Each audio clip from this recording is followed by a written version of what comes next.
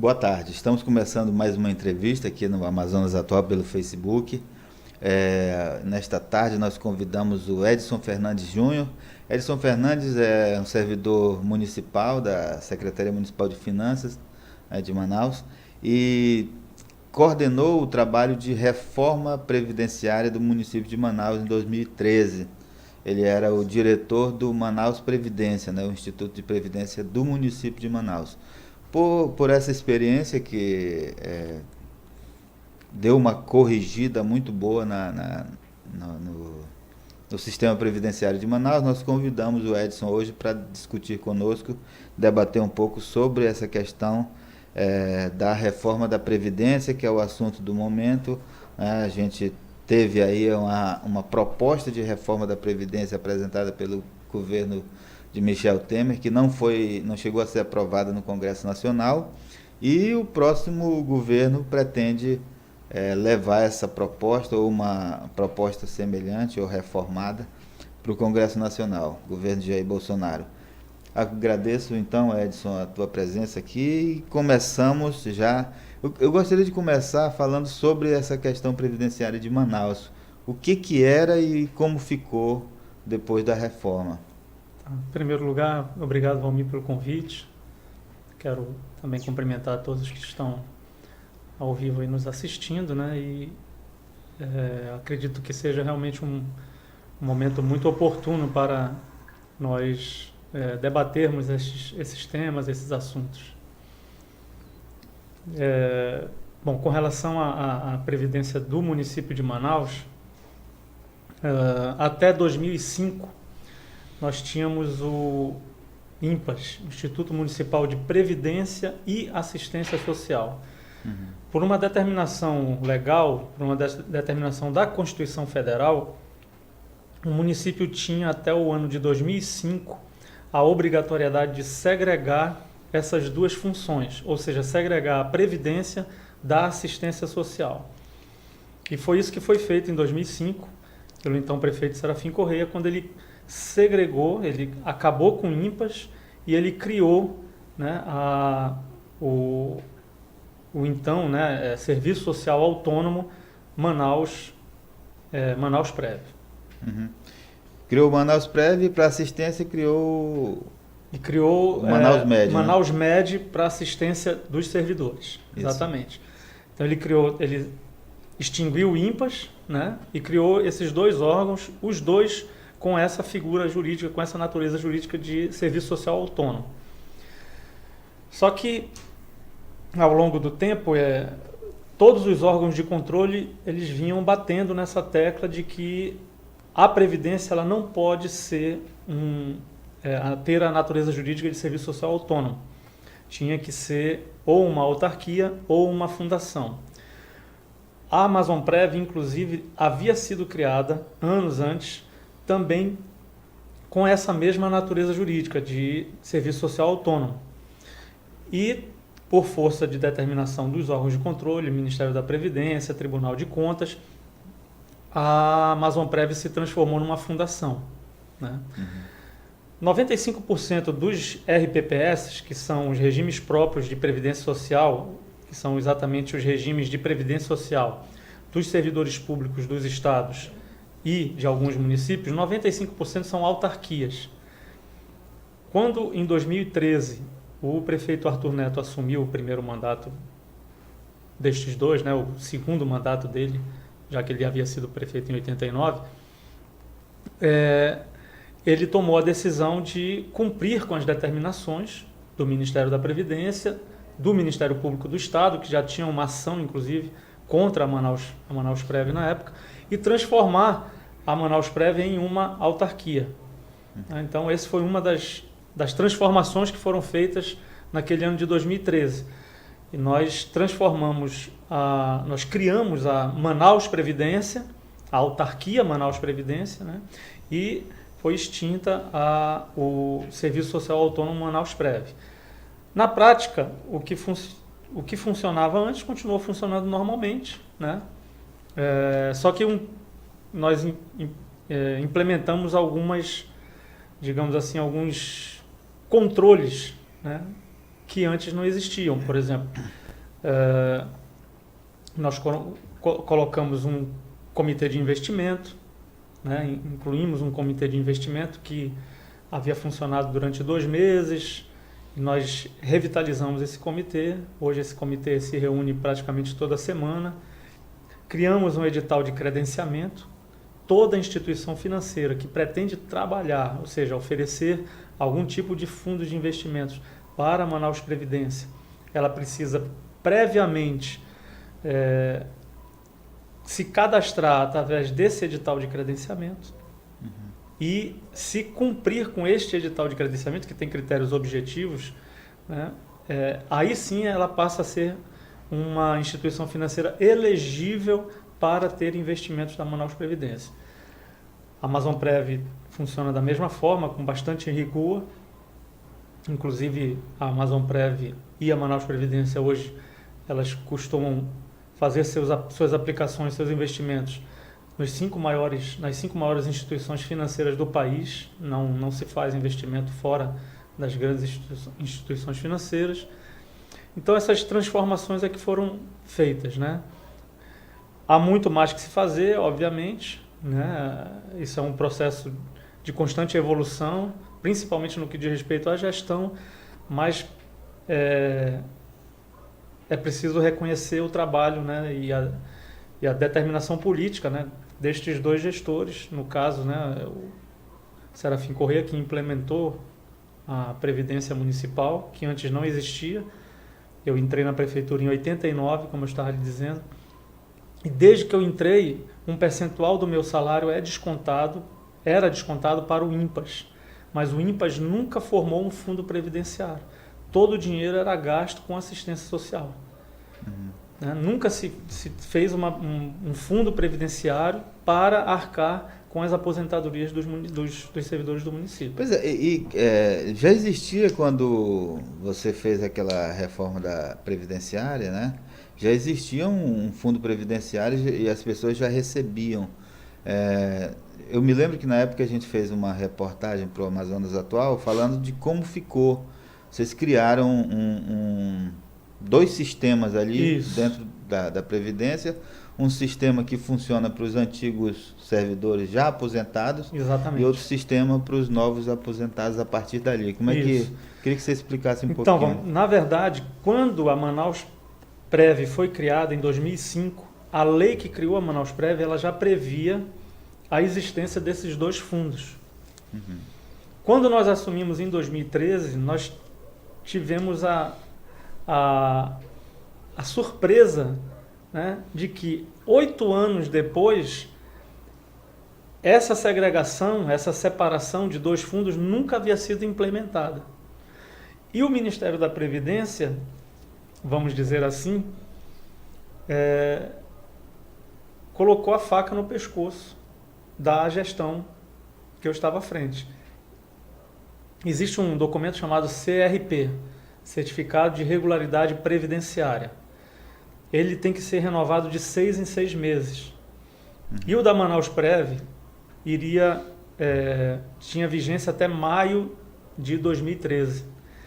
Em fevereiro, o Ministério me chamou e disse: olha, se vocês não operacionalizarem o que está na lei de vocês desde 2005, nós não vamos renovar o CRP.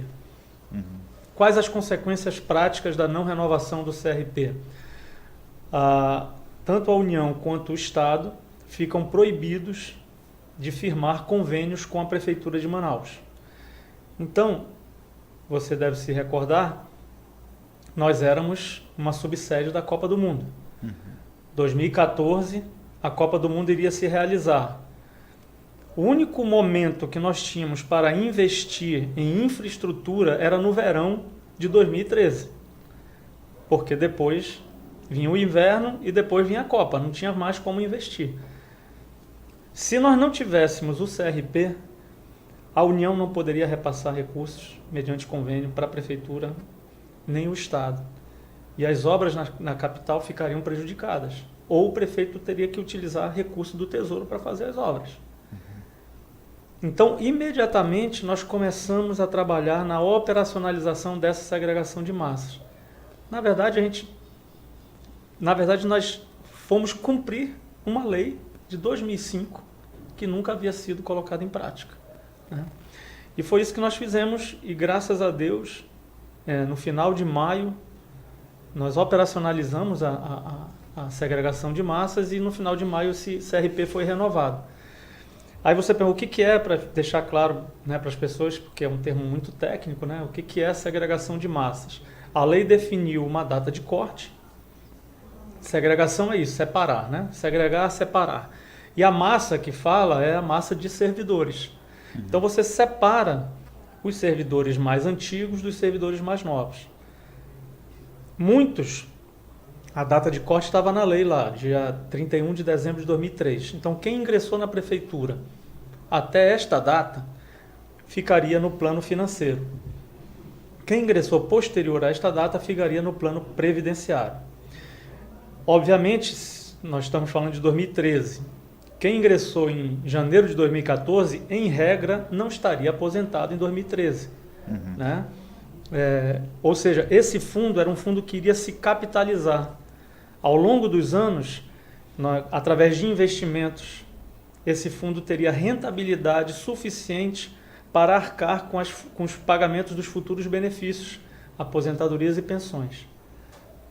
Enquanto o fundo, o plano financeiro, em regra, esse plano financeiro ele é deficitário. Por quê? Porque existem muitas pessoas já aposentadas e poucas na ativa, ou seja, quem contribui não arca, não consegue, a contribuição daqueles que estão na ativa não consegue suprir a contribuição dos que já estão aposentados. Então, o Tesouro tem que arcar com a diferença. Seja o Tesouro municipal, no caso, o Poder Executivo, né? Seja a Câmara Municipal também arcando com a diferença dos seus aposentados. Né? Aí você diz para mim, poxa, mas é justo isso? Quer dizer, a Prefeitura arcar com o pagamento desses benefícios, com essa suprindo, né, essa carência de recursos financeiros que deveria ser pago através desse fundo financeiro? Aquilo que eu lhe disse, desde o início, quando eu ingressei, meu exemplo, eu ingressei em 89, eu contribuo para o INPAS. O INPAS não fez esse fundo previdenciário. A prefeitura pegava o dinheiro e gastava como queria. Com outras né? coisas. Com outras coisas. Exatamente. Então, assim, agora está repondo. Exatamente isso. Agora está tendo que repor aquilo que gastou de forma indevida, porque tinha que ser feito uma poupança, uma previdência para arcar com as futuras aposentadorias. Edson, essa lei que obriga os municípios e os estados a terem seus regimes próprios de previdência é uma lei antiga já, né? Não, é a própria Constituição, lá no artigo 40, que fala da questão do regime de aposentadoria, ela diz que, uns estudiosos, né, doutrinadores, dizem que é facultado. Outros dizem que não, que a Constituição determina que seja criado os RPPS. Né? Mas hoje em dia, como eu lhe disse, todos os estados do Brasil possuem o seu RPPS, mas nem todos os municípios. Né? A maioria dos municípios hoje não possui um regime próprio. O Amazonas tem um regime próprio de previdência, mas, por exemplo, o Tribunal de Contas, o Tribunal de Justiça e o Ministério Público estão fora desse regime. Eles na verdade, eles pagam com os recursos que são transferidos pelo Estado. Executivo. Eles pagam os aposentados e pensionistas. Então, esse daí é um problema gravíssimo, porque a Constituição ela determina que o regime é único. E o RPPS é para todos os poderes, seja executivo, seja legislativo, seja os órgãos de apoio, como o Tribunal de Contas, seja Ministério Público. Né? Então, assim, sempre me causou estranheza o fato do Estado do Amazonas conseguir renovar o seu CRP, seu Certificado de Regularidade Previdenciária, sem que todos os órgãos do Estado estivessem dentro da Amazonprev. Né? E a informação que me deram é que o CRP da Amazonprev vai vencer em janeiro.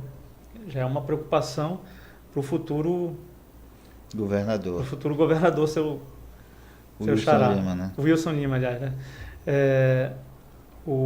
Já é uma preocupação para ele. E a informação que me deram é que o Ministério Público, da mesma forma que exigiu que nós fizéssemos a segregação de massas, exigiu que a Amazonprev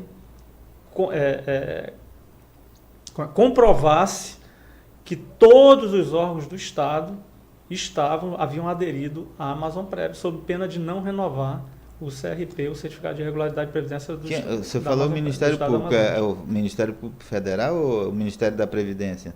O Ministério da Previdência, desculpa, eu falei Ministério Público, não é Ministério da Previdência. A informação que eu tenho é que o Ministério da Previdência exigiu essa comprovação da Amazonprev para renovar o CRP. Não sei se procede, mas é a informação Agora, que me deram. chama a atenção é que o Ministério Público do Estado, que deveria ser o fiscal da lei, é o primeiro a descumprir a Constituição, né?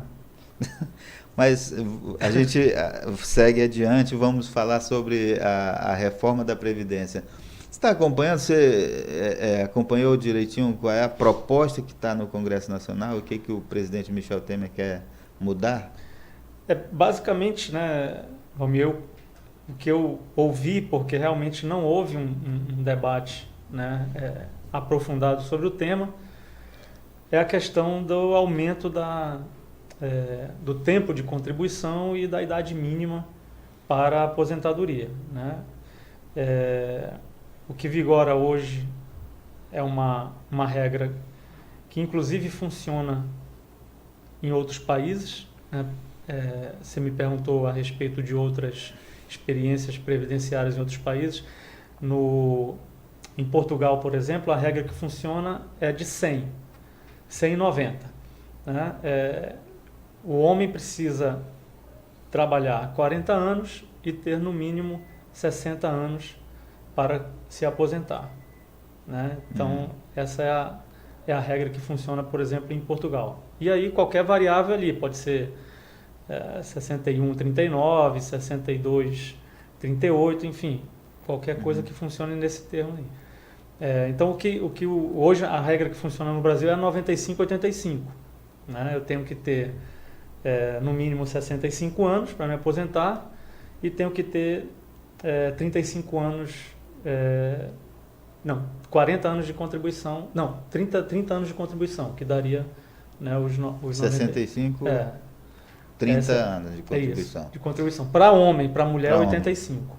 Se for 60 anos, teria que ter 35 anos de contribuição. Isso. Isso vale para os servidores públicos também no Brasil? Vale para o servidor público. Só que para o servidor público que havia ingressado até 2004, até 31 de dezembro de 2003, como nós tivemos uma das tantas reformas da Previdência, existe um pedágio.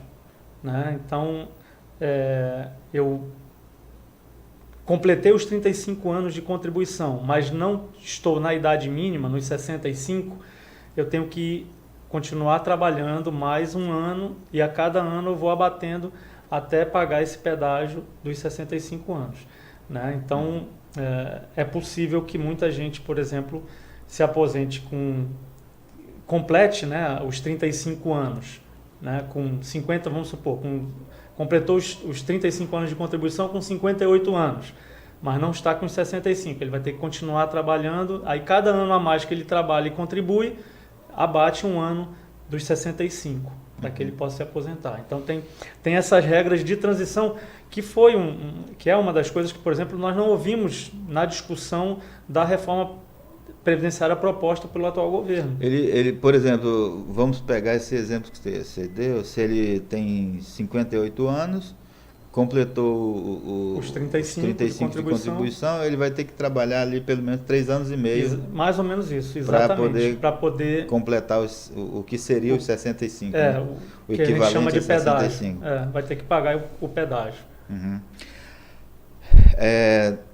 Você acha que é necessário mudar essa regra dos 95, 85? Valmir, a minha grande preocupação é que uma das propostas que foi colocada na mesa é que essa regra fosse para 105. Né? Quer dizer, 5 anos a mais de idade, 5 anos a mais de contribuição. Ora, nenhum país que a gente sabe é um país desenvolvido, que possui uma expectativa de vida muito elevada, como Portugal, se coloca 105 anos, juntando idade e contribuição. Quanto mais num país como o nosso, né, de realidades tão diferentes. É complicado você tratar um trabalhador, por exemplo, de uma zona rural, que sofre, ou mesmo na zona urbana, um colega nosso, servidor público, por exemplo, que trabalha na Secretaria de Obras, enfrentando esse sol, enfrentando essas chuvas, laborando lá o seu dia a dia, ou então uma pessoa que trabalha com coleta de lixo, por exemplo, e você colocar essa pessoa e dizer para ela assim, olha, agora você só vai poder se aposentar quando você completar 70 anos de idade.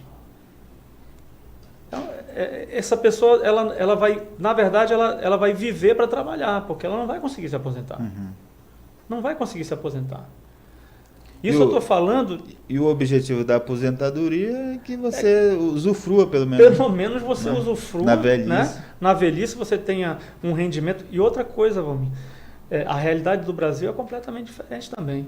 Porque muitos aposentados, na verdade, são arrimos de família. Muitos aposentados hoje, o salário deles, o benefício deles é que sustenta, às vezes, a filha, é que sustenta o filho, é que sustenta os netos. Eles é que são os arrimos da família. Então, você estica essa aposentadoria para mais 5 anos. Né? Você mesmo fez o cálculo. Você diminui esse benefício, né? Que já é pouco. Você diminui ainda mais esse benefício, porque você traz para o cálculo do benefício recolhimentos e base de cálculo de recolhimento de anos muito para trás. Obviamente que a moeda vai perdendo seu valor ao longo do tempo. Então você vai diminuir esse benefício. Imagina o impacto social que isso vai trazer para toda a coletividade, para o Brasil inteiro. E aí, quando você fala de impacto social, você coloca tudo aí na mesa. Violência, né? Você coloca pessoas sem condições de estudar, problemas na área de educação. Então, assim, é uma coisa muito grave, muito séria. Agora, existem coisas que podem ser melhoradas, existem distorções que podem ser retiradas. É claro que existe. Né? Por exemplo? Por exemplo, a filha de um militar, por exemplo, que não casa, não importa se ela tem 20, 30, 40, 50 anos, ela continua recebendo a pensão do pai. Você acha isso justo? Né? Eu particularmente não acho justo. Não acho justo que uma senhora com condições de trabalhar, que tenha seus 30 anos, 40 anos de idade, viva da pensão porque o pai era um militar aposentado. Agora, vamos voltar àquela questão que a gente tocou há pouco do Tribunal de Contas, do Tribunal de Justiça, do Ministério Público. Hoje, essas pessoas se aposentam com salário integral, né? Inclusive, alguns aposentados ganham mais do que quem está na ativa, com alguns benefícios que eles mantêm e tal. Se fosse no regime próprio de previdência, no Manaus Prev, certamente eles não teriam esses benefícios todos. Não. O que acontece, já há esse dispositivo na Constituição já há algum tempo, tá? Já tem mais de 10 anos, que é a possibilidade dos regimes próprios instituírem o teto do INSS. O Amazonas e Manaus já tem? Não tem. Mas muito mais, não é nem uma questão política aí, é muito mais uma questão de economicidade. Né? Como a quantidade de pessoas que vão aderir a esse novo sistema é pequena, nós não temos escala para criar um fundo complementar. Mas grandes estados, todos os estados do Sudeste já possuem isso. Então, isso daí a população, na sua grande maioria, ela não sabe. Né? Mas se eu, por exemplo, hoje quiser fazer um concurso para ser auditor fiscal da Receita Federal, eu vou fazer o concurso sabendo que eu vou me aposentar pelo teto do INSS. Eu vou receber R$ 5.600 uma fração. Se eu quiser, não, meu padrão de vida como auditor fiscal da Receita Federal é um padrão de vida mais elevado. Beleza, eu quero ter uma aposentadoria melhor, eu tenho que ir para uma aposentadoria complementar, um plano complementar de aposentadoria. Isso não vale só para a União, isso vale para o estado de São Paulo, o estado do Rio de Janeiro, de Minas Gerais, do Espírito Santo, do Ceará, Pernambuco. Então, assim, nós temos vários estados que já instituíram as suas previdências complementares, né? E assim, quando fala, porque o servidor público se aposenta ganhando acima do teto do INSS, isso é uma meia-verdade. Os grandes estados, em termos de população hoje, quando você ingressa no serviço público lá, você já ingressa sabendo que quando você for se aposentar, você vai se aposentar pelo teto do INSS. O pessoal começou a divulgar que o economista do Bolsonaro defenderia, ele nunca falou isso claramente, mas defende o modelo chileno de previdência, Sim. né? O modelo chileno é mais ou menos uma contribuição em que cada um contribui para si, faz uma poupança para no futuro ter ali o seu benefício garantido, né? O nosso sistema, ele é dito solidário, né? O que é o sistema brasileiro? O que é o sistema solidário? Quem trabalha hoje paga as aposentadorias de quem trabalhou ontem, né?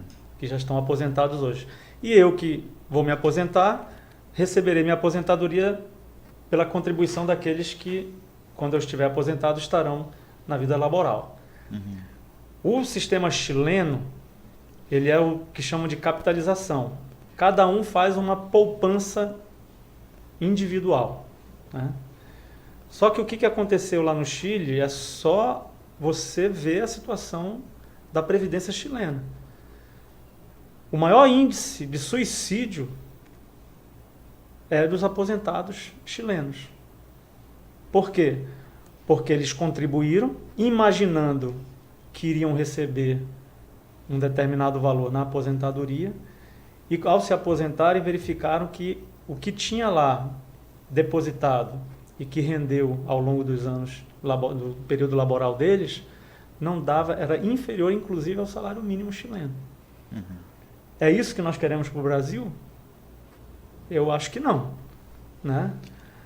Agora, vai haver um debate, uma discussão sobre isso.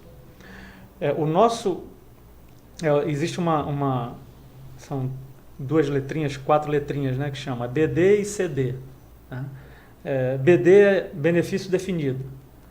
Então, eu contribuo sabendo que eu vou ter um benefício no futuro. É o teto do INSS? Então está definido, eu vou receber o teto do INSS, 5.600 e poucos reais. Agora, o caso chileno é CD, é contribuição definida. Eu tenho um valor que eu vou contribuir todo mês, mas eu não sei quanto é que eu vou receber quando eu for me aposentar. Né? Então, assim, hoje o que está acontecendo no Chile é gravíssimo, do ponto de vista social, é gravíssimo, gravíssimo, gravíssimo. Agora, o sistema previdenciário hoje no Brasil, ele funciona a partir das contribuições dos trabalhadores de carteira assinada, né? Que tem carteira assinada. O que a gente viu, por exemplo, Edson, é que a reforma trabalhista, ela mina essa possibilidade de o trabalhador ser obrigado a ter uma carteira assinada, né? Quando cria lá vários tipos de prestação de serviço, né? Que pode ser, inclusive, aquele que o cara presta serviço aleatoriamente ali, né? O bico, né? Ele institui o bico, o que é o trabalho informal. Aumentando o trabalho informal, a gente vai ter menos contribuição previdenciária. Na verdade, a contribuição, os benefícios previdenciários, eles não são sustentados única e exclusivamente com a contribuição patronal e com a contribuição dos trabalhadores. Existem outras receitas, né, que que vão também para o pagamento dos benefícios. Tem os jogos de loteria, também parte da renda dos jogos vai para o regime geral, para pagamento dos benefícios. Tem DPVAT, parte desses recursos do DPVAT também vão. Enfim, existe N outras fontes. Quando você mexe na questão trabalhista sem olhar o impacto na questão previdenciária, você gera uma instabilidade muito grande. Por quê? Porque começa a diminuir mais ainda aquilo que já é pouco, começa a diminuir mais ainda a arrecadação, né, previdenciária. Uhum. Agora é preciso deixar claro que, inclusive, foi feita até uma CPI no Senado Federal a respeito disso, e os próprios auditores federais, eles comprovam com números tirados da própria contabilidade da União, mostrando que não existe déficit da Previdência do regime geral. O que existe é que parte da receita do regime geral ela é desvinculada e o governo federal utiliza com outras despesas que não o sistema previdenciário. Uhum. Então tem a famosa DRU, desvinculação das receitas da União, que até 30% o governo pode dispor e utilizar de qualquer forma. Então, quando você tira recursos do regime geral, aí fica deficitário. Pois é, agora, alguns especialistas defendem isso que você está defendendo, tem outros que dizem que não, que esse dinheiro que seria da Seguridade Social... Seguridade Social, que é algo mais amplo. Ele precisa financiar a saúde, a assistência social e a Previdência. Exatamente. E que não seria suficiente para financiar os três, né? O problema que a gente vê é exatamente o que você acabou de falar. Além de bancar os três, hoje, ele ainda, parte desse dinheiro é retirado daqui para financiar outras despesas do governo, que não é a Seguridade Social. Não são esses três pilares, né, da Exato. Seguridade. Fazendo um paralelo, é a mesma coisa que aconteceu no município de Manaus. Eu contribuí durante anos e anos para o INPAS pegou o dinheiro e utilizou para outros destinos, que não formar um fundo previdenciário. Quando eu falo todos nós, servidores públicos do município, né? Então, agora, a pessoa vai e diz, mas a previdência do município é deficitária. Não, ela é deficitária porque no passado utilizaram de forma indevida os recursos. O recurso que era para suprir pagamento de benefício previdenciário, aposentadorias e pensões, foi utilizado para outros fins. Quando você fala o regime geral da Previdência, está excluindo os estados, né? Sim, sim. Essa é a Previdência que paga aquele trabalhador da iniciativa privada. Isso. Esse não tem déficit. O que tem é o funcionalismo público federal e estadual. Até aí, Valmir, é preciso separar o joio do trigo, né? Por exemplo, até onde eu sei, a Amazonprev ela está equilibrada do ponto de vista financeiro e atuarial. É lógico que, segundo informações que eu levantei, a Amazonprev ela também tem a segregação de massas, né, da mesma forma que a Manaus Previdência. O fundo financeiro, o plano financeiro da Amazonprev, ele é deficitário.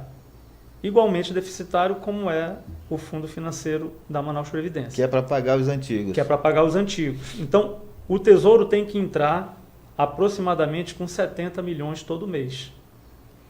Eu estou falando aqui da Assembleia Legislativa e do Governo do Estado do Poder Executivo. Não estamos colocando ainda os outros órgãos do Estado, né? Os outros poderes, como o Tribunal de Justiça, o Tribunal de Contas, que é um órgão de assessoria à Assembleia, e o Ministério Público. Não estamos colocando estes. Quando colocarmos, esse cálculo tem que ser refeito. Mas hoje, o fundo financeiro tem que ter um aporte do Tesouro de aproximadamente 70 milhões de reais por mês. O que vai dar, multiplicando por 13, porque tem 13º, né? Que vai dar mais ou menos um bi no ano. Por ano. Agora, o mesmo problema do governo do Estado foi o que aconteceu no município. nós tínhamos no governo do estado o IPASEA. Para onde foi o dinheiro previdenciário que todo servidor público estadual foi descontado do salário do servidor público estadual e que deveria ir para formar um fundo previdenciário no IPASEA? Né? Então, assim, agora existem estados que estão muito piores do que o estado do Amazonas, como, por exemplo, o estado do Rio Grande do Sul. A situação previdenciária do estado do Rio Grande do Sul é uma calamidade, mas aí também por outros aspectos. Além desse que eu disse, né, de não ter formado um fundo previdenciário quando esse trabalhador tinha o seu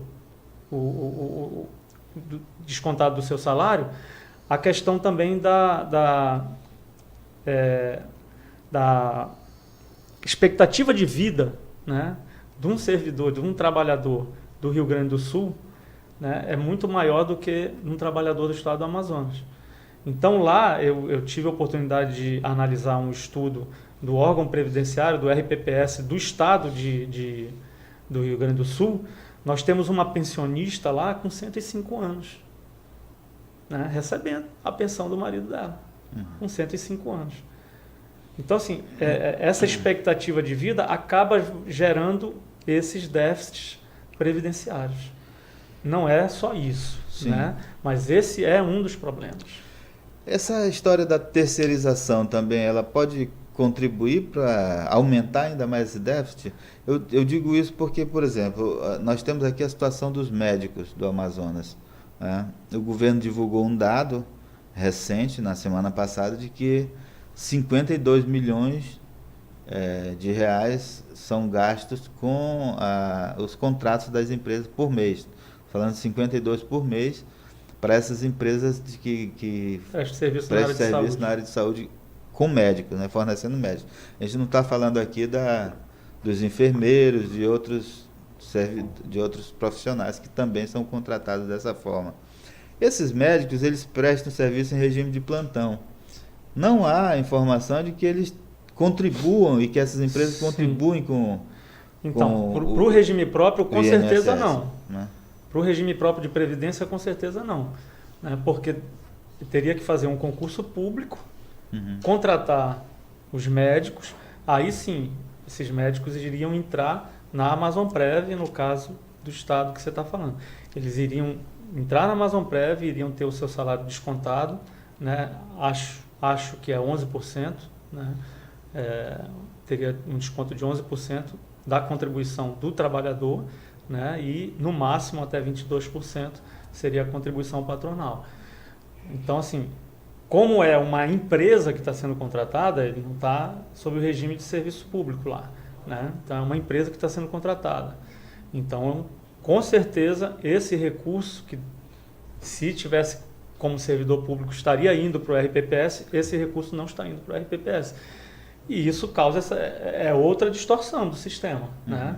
É melhor para o RPPS que você tenha um servidor público contratado e que, através de concurso e tudo mais, que esse servidor vai contribuir a sua parte e o órgão, no caso o Estado, vai contribuir com a parte dele. Pois é, então a regra, na verdade, é o seguinte: quanto mais gente trabalhando, né, de carteira assinada na iniciativa privada e também trabalhando como servidor concursado do governo, a Previdência vai ter um caixa mais robusto, não é isso? Exatamente. A gente que trabalha, no meu caso que trabalhei na área, né, a gente costuma dizer que nós temos, e aí eu quero explicar isso muito bem, né, que nós temos assim o pior servidor público que existe no sentido previdenciário. Por que é o pior? Porque ele contribui durante pouco tempo e, em regra, vai receber o benefício durante muito tempo, é a professora. Né? Ou seja, é o servidor público do sexo feminino que aí ingressa para ser professor, né? Para trabalhar como professora. Então, ele vai trabalhar um período de tempo menor, ou seja, vai contribuir menos e, em regra, vai receber um benefício durante um período mais longo. Né?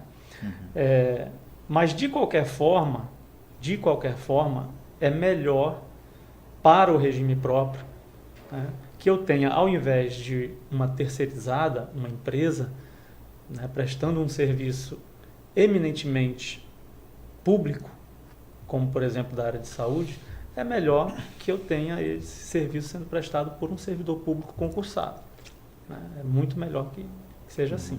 E eu não quero brigar aqui com as professoras, não. Só estou dando um exemplo na área previdenciária, né? Não estou dizendo que elas, por exemplo, não concordam. Eu acho que... Você fala que elas contribuem menos porque se aposentam mais cedo, exatamente. Né? Exatamente. Acho que são 25 anos. Exatamente. 25 anos de contribuição. Contribuição. Então, mas não, eu sou contra. É uma atividade extremamente desgastante, até mesmo do ponto de vista psicológico, né? Então eu acho que é justo que se aposente antes. Não sou contrário, não. Acho que é justo que se aposente antes.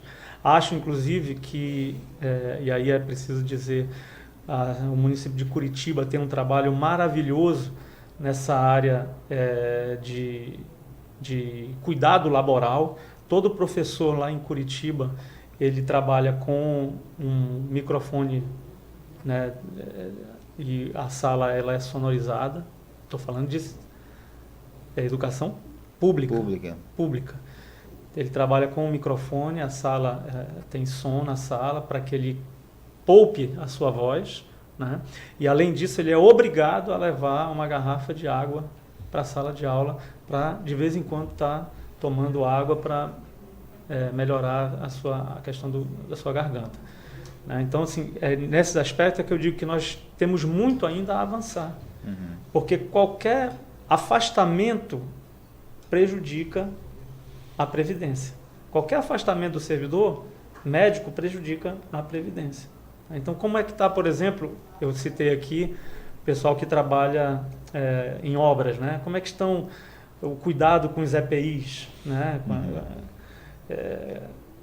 A questão da proteção do trabalhador, né? Estão com os seus equipamentos corretos, estão trabalhando de forma correta com esse equipamento de proteção e tal.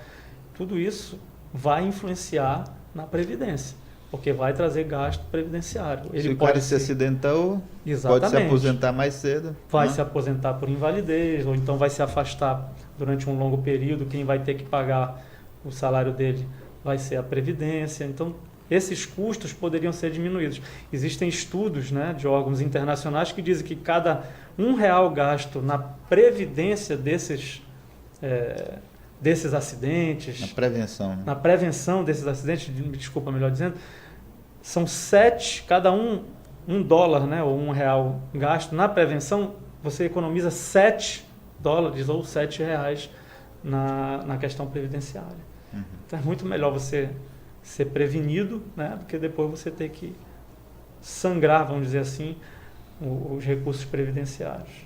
Edson, então, para a gente concluir, o que precisa ser feito nessa questão da reforma da Previdência é um amplo debate na sociedade. Exatamente, um amplo debate, as regras, colocar as regras que até hoje, por exemplo, o novo governo que vai assumir dia 2 de janeiro, né, não se sabe o que eles querem, né? Querem aumentar única e exclusivamente a idade mínima para aposentadoria, ou querem fazer uma reforma radical, deixando do sistema solidário para o sistema de capitalização? O que ele efetivamente quer? Ninguém sabe. Então, primeiro precisa saber o que eles querem. Depois, bora discutir isso, bora ver o que deu certo nos outros lugares do mundo, o que não deu, o que deu errado, o que a gente pode melhorar, como eu falei aqui no Brasil, né? Quais são esses benefícios, né, completamente fora do contexto que nós podemos extinguir, né? Então, e também fazer um meia-culpa, né, os próprios RPPS, né, quantos RPPS aí com problemas de gestão gravíssimos, né, e fazer um meia-culpa mesmo e dizer, olha, é melhor você contribuir para o regime geral, muitos municípios pequenos aí, é melhor contribuir para o regime geral e o servidor se aposentar pelo regime geral do que a gente criar um regime próprio de previdência no município pequeno e aí o prefeito vem, depois de 4 ou 5 anos de formar um fundo previdenciário, vai lá, pega o dinheiro e utiliza o dinheiro para gastar com outras coisas. Tem acontecido muito isso nos municípios. Isso acontece, né? muito no município do interior do estado do Amazonas, por exemplo, mas acontece muito mesmo. Essa questão da mudança das regras tem sido o principal debate, né? E com essa justificativa de que a população tem aumentado a expectativa de vida, né? Uhum. É só esse o discurso. E a gente vê que a situação é muito mais complexa do que isso. Sim, né? sim. Ok, conversamos com o Edson Fernandes Júnior, economista, né, Edson? Economista e servidor público municipal, a pessoa que fez a reforma previdenciária aqui no município de Manaus em 2013. Muito obrigado pela sua presença, a gente agradece também a audiência de quem nos assistiu. Obrigado, Valmir, pelo convite. Espero ter esclarecido alguns pontos, né? A matéria, além de tudo, é apaixonante e, na verdade, fica aberta para um grande debate, né? Isso aqui é mais importante. Eu acho que a gente debater e colocar as cartas na mesa, jogar de forma bem clara e bem aberta, mostrando todos os problemas, para que aí sim a gente possa tomar uma decisão qual é o rumo que a gente quer para a nossa Previdência. Lembrando que nós não temos uma Previdência só, né? Nós temos várias Previdências no país. Exato. Até mais.